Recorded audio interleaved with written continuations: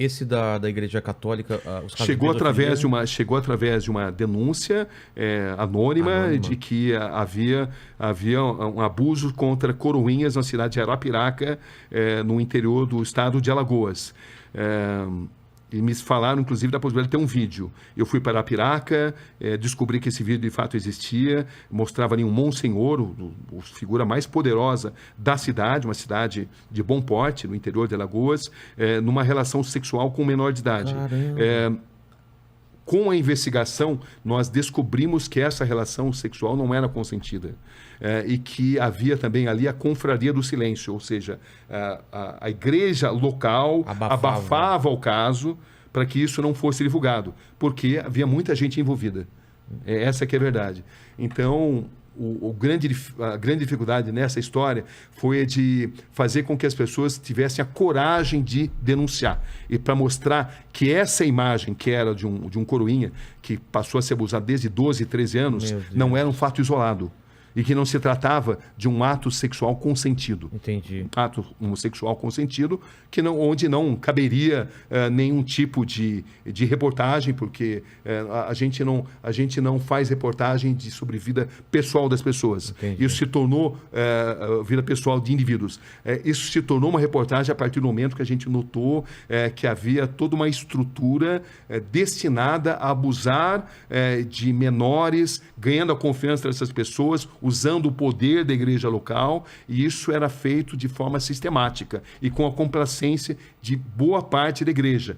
Claro que estamos falando de setores da igreja. A maioria da igreja não concorda com isso. O Papa atual é um Papa que tem feito um trabalho extraordinário. O Papa Francisco tem uma preocupação. Ele mudou a história da igreja porque ele é uma pessoa de muita dignidade, muito corajoso, e ele, de fato, fez uma revolução nisso daí. Mas na época em que a gente fez isso, não havia essa disposição, e eu lembro que no começo a gente sofreu ameaças, mas foram 7 documentários onde a gente foi evoluindo. As vítimas começaram a ganhar confiança depois do primeiro documentário.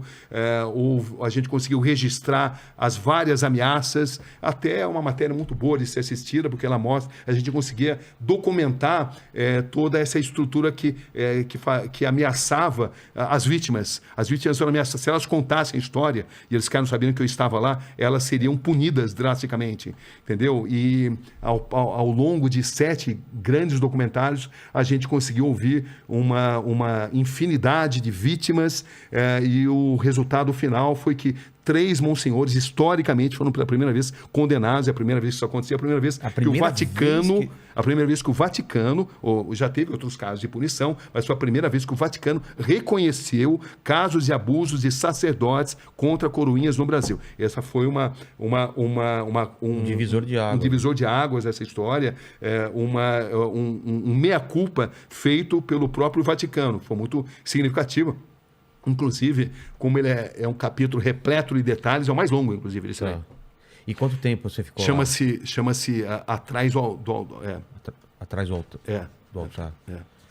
E para você, como que é quando você pega uma coisa tão escabrosa com isso que é pedofilia, e como você tem o distanciamento, mas também você não pode ficar totalmente descolado da emoção, né? Como que funciona? Então, esse é o pulo do gato, né? Esse é o X da questão. Você não pode deixar com que a emoção prejudique a sua capacidade de apuração, mas, por outro lado, a emoção ela traz também uma sintonia com aquilo que está sendo vivido. Então, você não pode jamais se tornar um ser humano frio, incapaz de perceber o sofrimento alheio. Você precisa perceber o sofrimento alheio, mas você não pode permitir que esse sofrimento alheio, isso equivale para as guerras, equivale quando tive que dar a notícia da morte do Ayrton Senna, você não pode permitir que a sua emoção pessoal prejudique a sua capacidade de apurar devidamente as notícias e de fazer o seu trabalho. Eu não concordo com repórteres, eu não concordo, mas também não condeno, né? Repórteres que começam a chorar durante o exercício da sua função. Eu acho que você é pago e é treinado uma vida inteira, não para não se emocionar, a emoção é bem-vinda, mas para não perder o seu grau de precisão no relato dos acontecimentos. Você precisa relatar com isenção, com imparcialidade, e isso requer controle emocional. É fácil? Não, não é fácil. Eu condeno quem se emociona, quem começa a chorar no meio da matéria. Não condeno, mas particularmente a vida inteira eu me preparei, me treinei para controlar as minhas emoções.